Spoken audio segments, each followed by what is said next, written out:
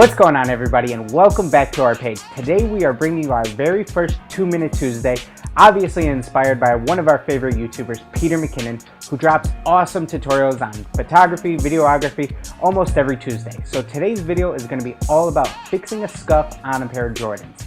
So as many of you guys may know, I've been a full-time customizer for about 5 years now, and I have received countless requests over the years to do restoration work for people, but it's something that I've never really dabbled into too much. I've done a little bit of stuff for some of my personal collection, and then just a few little jobs on the side for some friends and family, and just a few minor things.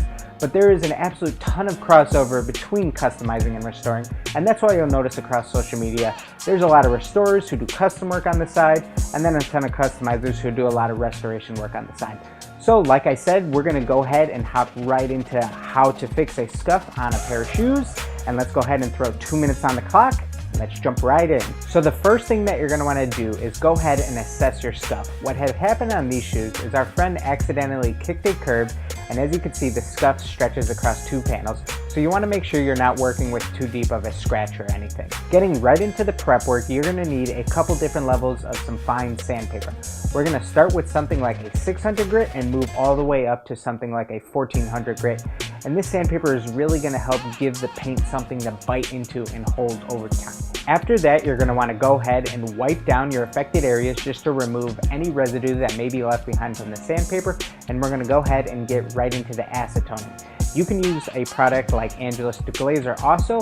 I recommend staying away from nail polish remover because it is not as strong as these other 2 products, and our main goal here is to really remove the factory finish.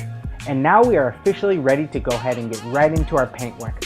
I'm going to be using Angelus Flat Black paint, and the reason I prefer this over the regular Angelus Black is because it provides for a more matte finish right away.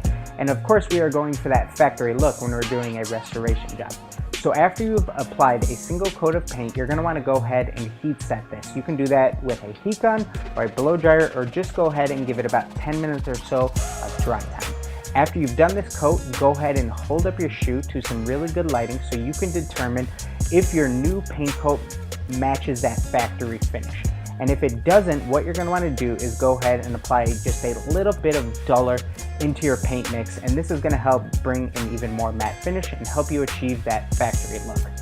All you need to do is about 2 coats total for a project like this. Our final step is going to be applying our finisher. I prefer a Krylon matte spray. When you're using this product, make sure you're doing it in a well-ventilated area or outside. And what this is going to do is just really help protect and seal your new artwork so that your shoes are fully wearable again. So there you have it, guys. You were able to learn all about fixing a scuff on a pair of shoes in just 2 short minutes. We hope you're able to take something away from today's video. If you're interested in giving any of this a try, all of the products we use for today's video are located in the description down below. Go ahead and give it a try. We promise this was super simple and anybody can do it. We look forward to seeing your guys' results, and we will see you guys in our next video.